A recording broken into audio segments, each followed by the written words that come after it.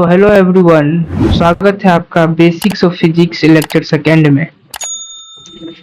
आज के लेक्चर में फर्स्ट वेक्टर कवर करेंगे, then after types of vector, then angle between vectors and after resultant of two vectors.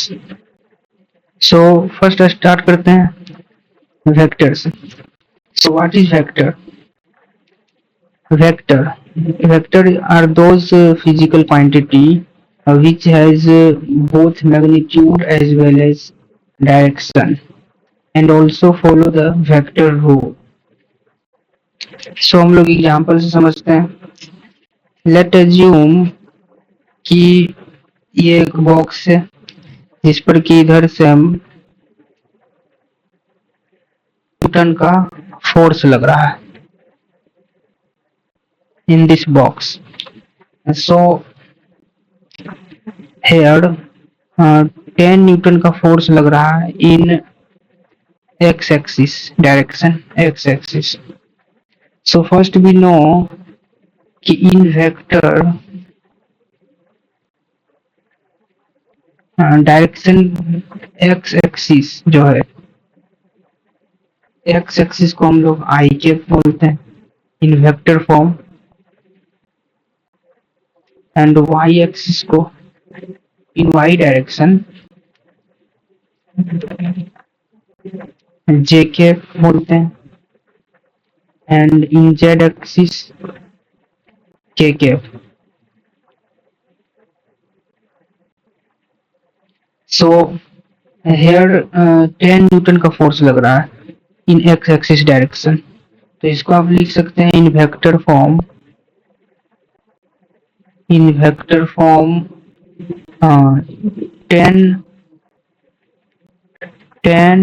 i cap. Means यहाँ पर 10 का मतलब हो गया मैग्नीट्यूड, जो फोर्स लग रहा है उसका मैग्नीट्यूड हो गया 10, and i cap is the direction in which force exist, जिस डायरेक्शन में फोर्स लग रहा है। So magnitude as well as direction का ये मतलब। Now clear, vector is a physical quantity which has both magnitude as well as direction and also follow the vector law. Now example of vector, example of vector है आपका acceleration, force, momentum, velocity. These all are the example of vector. Now representation of vector. तो vector को हम लोग इस arrow से दिखाते हैं। ये इसका टेल है and this is head of this vector. So here this velocity, तो velocity is the physical quantity. तो इसके ऊपर हम लोग एक एरो लगाते हैं। This is the representation of vector. So ये हो गया आपका वेलोसिटी वेक्टर। एक्सीलरेशन है तो एक्सीलरेशन वेक्टर ये हो गया, फोर्स वेक्टर हो गया, एंड मोमेंटम हो गया। सो कुछ क्वेश्चन से समझते हैं। Represent the following vector. F1 vector है 10 न्यूटन along नॉर्थ। इसका क्या मतलब? How we represent this? So F1 vector 10 newton along north. सबसे पहले तो इसका direction north, south, west, east given होगा। तो 10 newton along north, that means ये वेक्टर हो जाएगा इस direction 10 newton along north, that is equal to F1 है। Now second है F2 vector 20 Newton, let assume 20 Newton along east direction.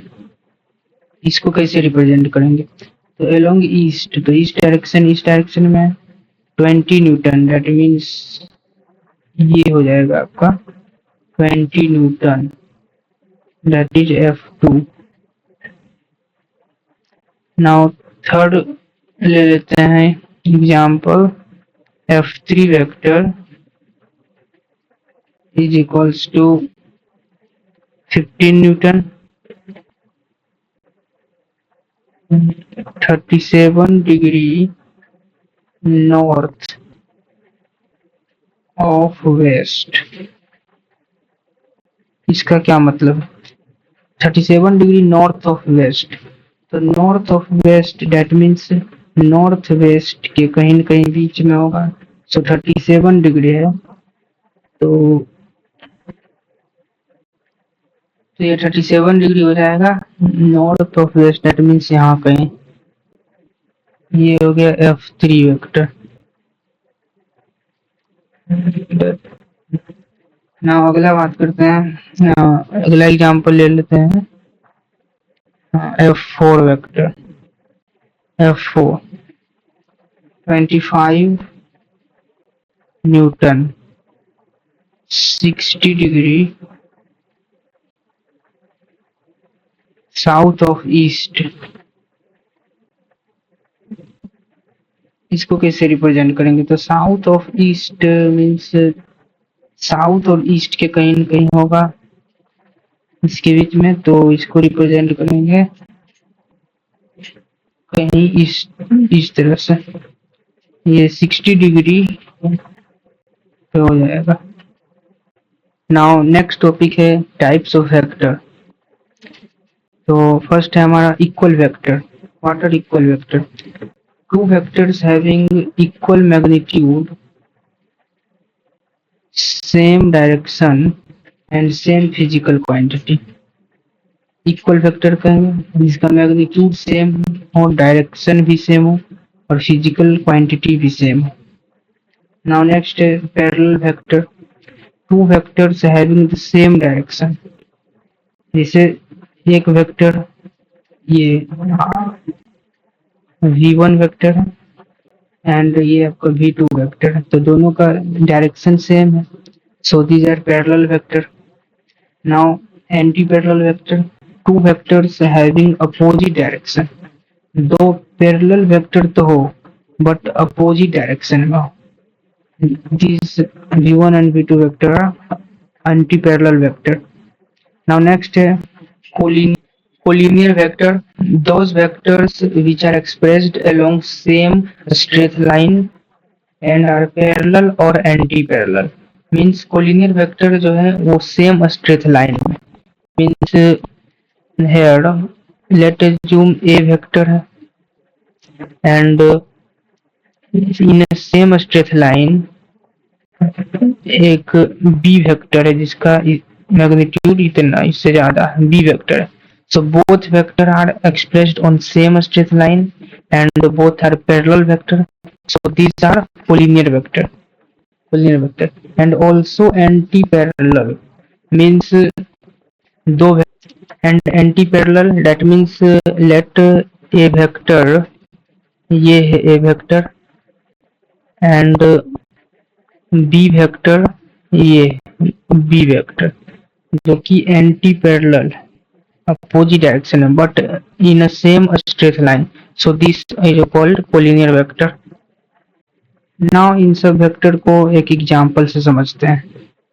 तो ये बॉक्स है, मान लीजिए 5 kg का बॉक्स है एंड इस पर F1 फोर्स लगा रहा है 10 न्यूटन का एंड F2 फोर्स लगा रहे हैं, F2 फोर्स लगा रहे हैं ये भी 10 न्यूटन का एंड नाउ F3 फोर्स लगा रहे हैं इस डायरेक्शन से, F3 फोर्स 5 न्यूटन का एंड नीचे के डायरेक्शन और में भी फोर्स लगाते हैं।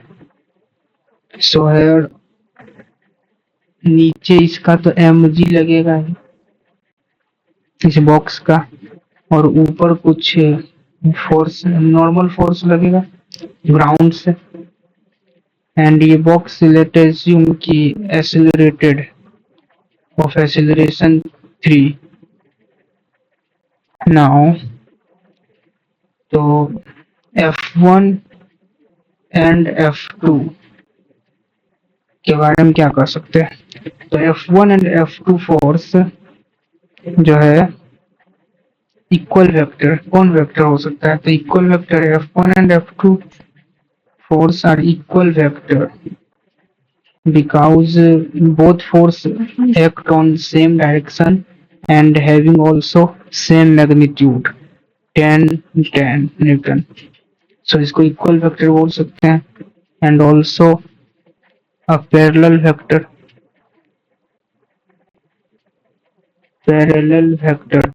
Because act on same direction. Now अगला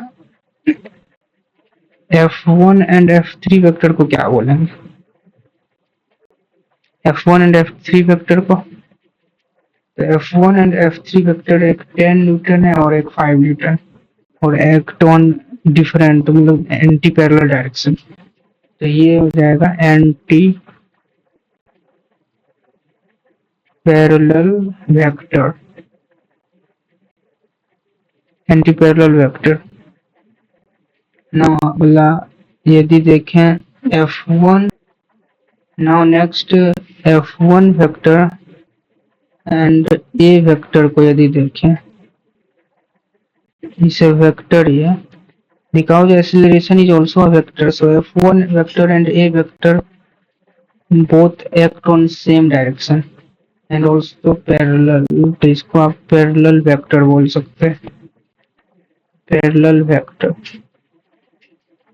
now next mg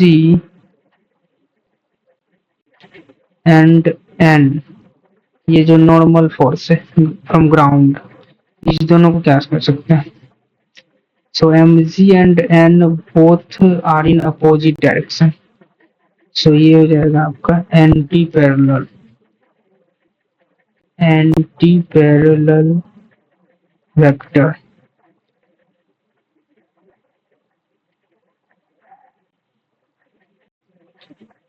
and also acceleration and F3 vector को यदि देखें, तो acceleration and F3 vector is also in opposite direction, तो इसको भी एंटी पैरेलल वेक्टर बोल सकते हैं। सो नेक्स्ट टॉपिक है angle between two vectors.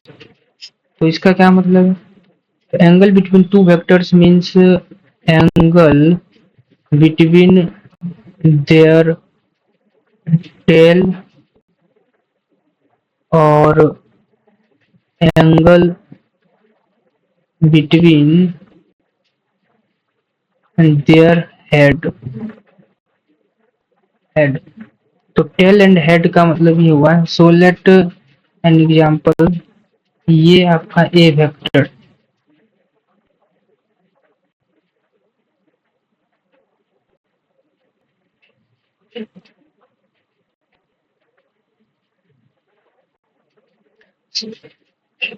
So example से समझते हैं। लेट ये ए वेक्टर है एंड ये बी वेक्टर एंड दोनों making an angle of 60 degree. So here angle between A vector and B vector हो जाएगा 60 डिग्री, 60 डिग्री।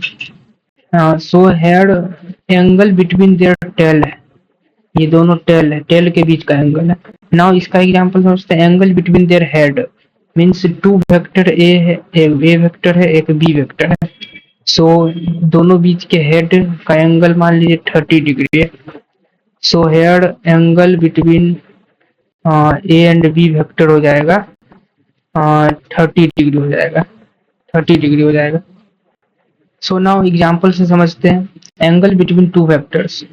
तो क्वेश्चन है, ये ए वेक्टर है, ये बी वेक्टर है और ये बी वेक्टर 30 डिग्री एंगल बना रहा है। सो ए एंड बी वेक्टर के बीच का एंगल क्या होगा, सो ये ए वेक्टर है और इन वेक्टर वी ऑल्सो नो कि हम लोग वेक्टर को शिफ्ट कर सकते हैं पैरेलली, तो ये बी वेक्टर को हम यदि शिफ्ट करेंगे यहाँ पर लाएंगे तो ये हो जाएगा आपका 30 डिग्री। सो एंगल हो जाएगा between vector 30 degree. Next question देखते हैं। नाउ ये ए वेक्टर है और ये बी वेक्टर है and making an angle of 60 degree.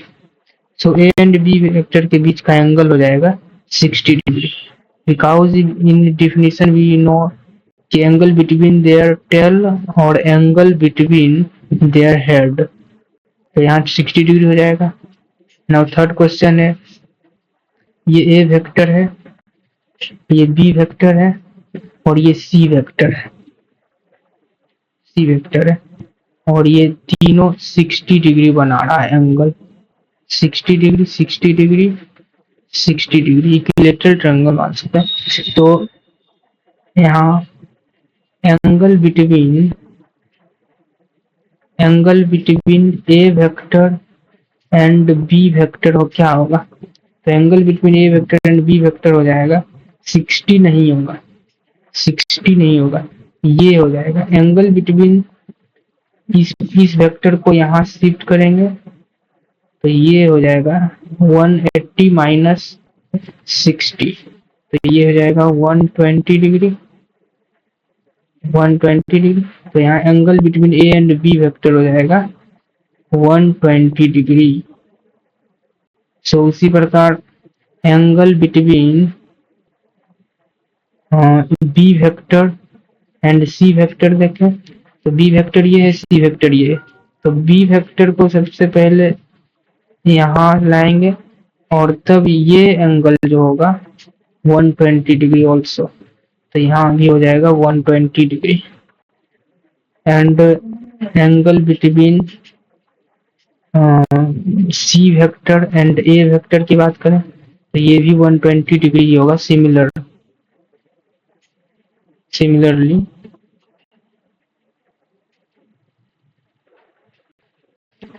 So next topic है हमारा resultant of two vectors. So let ये ए वेक्टर है और ये बी वेक्टर है, ये बी वेक्टर है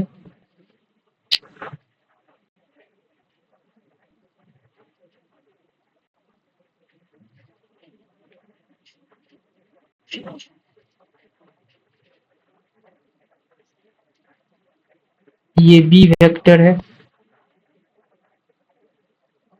so what is the resultant of A vector and B vector. So resultant of A vector and B vector, तो यहाँ resultant of A vector and B vector हो जाएगा हमारे पास, हाँ ये वेक्टर हो जाएगा आपका resultant. So resultant of A vector and B vector हो जाएगा ये वेक्टर जो कि सी वेक्टर मान लेते हैं। So resultant of A vector and B vector हम बोल सकते हैं A vector plus B vector that equals C vector is the resultant vector, और इसको हम लोग addition addition of A vector and B vector भी बोल सकते हैं, दोनों सेम ही, दैट इज सी वेक्टर।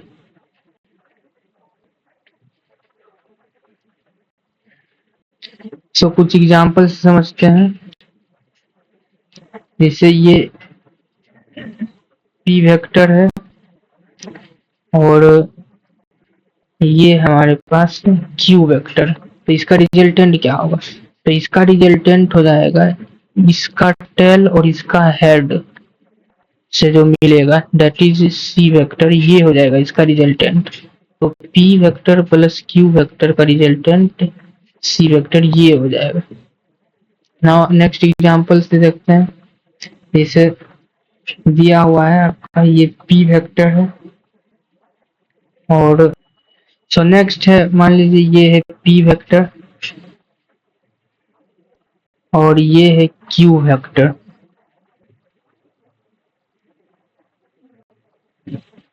और ये है क्यू वेक्टर। तो इस दोनों का रिजल्टेंट क्या होगा? तो इसका टेल और इसका हेड को ऐड करेंगे तो ये हो जाएगा रिजल्टेंट वेक्टर। तो P vector plus Q vector का रिजल्टेंट हो जाएगा आर वेक्टर, जो कि ये है। सो रिजल्टेंट ऑफ टू वेक्टर में आगे देखते हैं व्हाट इज द मैग्नीट्यूड, इसका क्या होगा। जैसे ए वेक्टर है प्लस बी वेक्टर, तो इसका रिजल्टेंट सी वेक्टर है। तो व्हाट इज द मैग्नीट्यूड, तो दो vector A vector and B vector के रिजल्टेंट का मैग्नीट्यूड जो होगा, मैग्नीट्यूड हो जाएगा, वो होगा under root A square plus B square plus 2ab cos theta. This is the overall magnitude of resultant vector. So here a vector plus b vector बराबर c vector, तो c का magnitude हो जाएगा under root A square plus B square plus 2ab cos theta. और यहाँ देखें तो ए क्या है, व्हाट इज ए, तो यहाँ ए है आपका magnitude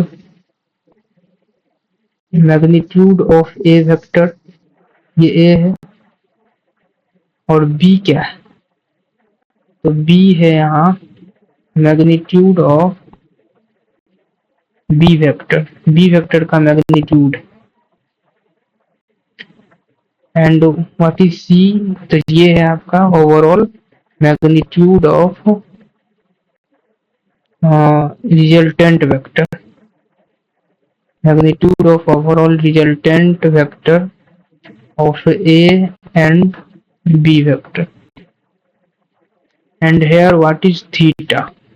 So theta is the angle between A vector and B vector. So overall formula ये resultant of any two vector is under root A square plus B square plus 2ab cos theta. So यहाँ resultant vector जो है सी overall ये maximum कब होगा, तो जब cos theta आपका मैक्सिमम होगा। यहाँ बात कर रहे हैं, इसकी बात कर रहे हैं। तो ये ओवरऑल जो है सी मैक्सिमम होगा जब cos थीटा मैक्सिमम हो, दैट इज इक्वल्स टू 1, और यहाँ थीटा हो जाएगा 0 डिग्री। और वहीं सी मिनिमम कब होगा, सी मिनिमम होगा जब cos थीटा मिनिमम हो, दैट इज इक्वल्स टू -1, तो यहाँ थीटा हो जाएगा 180 डिग्री। तो सी मिनिमम कितना होगा, तो सी मिनिमम हो जाएगा ए माइनस बी का मैग्नीट्यूड। और यहाँ सी मैक्सिमम क्या होगा, सी मैक्सिमम हो जाएगा ए प्लस बी का magnitude. So resultant of vector पर क्वेश्चन है two vector A and B have equal magnitude m, then find the resultant if they are acting at first angle 60 degree। तो magnitude m and resultant इसका हो जाएगा C is the resultant